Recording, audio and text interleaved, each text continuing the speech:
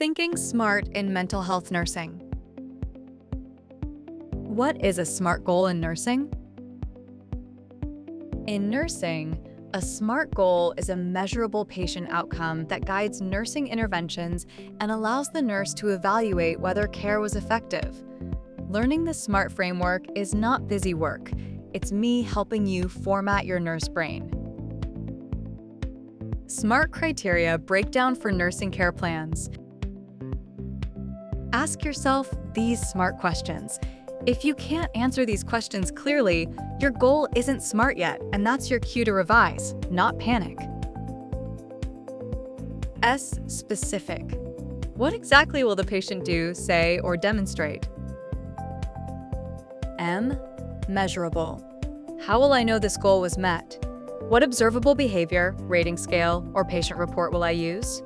How much? How well? A. Achievable.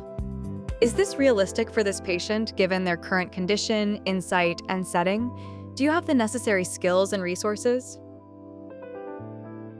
R. Relevant. How does this goal directly address the nursing diagnosis and priority patient need? Why is the result important? T. Time-bound. By when will this outcome be achieved? End of shift, 24 hours, by discharge. If you can't answer these questions clearly, your goal isn't SMART yet, and that's your cue to revise, not panic. SMART Patient Objective Formula.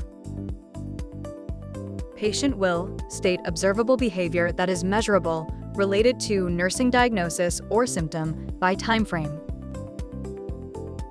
Examples: not SMART versus SMART. Not SMART. Patient will feel less anxious. SMART. Patient will report anxiety equal or less than 3 out of 0 out of 10 scale and verbalize 2 coping strategies by end of shift. SMART nursing interventions. Nursing interventions must directly support the SMART goal. Start each intervention with nurse will and focus on assessment, teaching, safety, or therapeutic communication. Evaluation.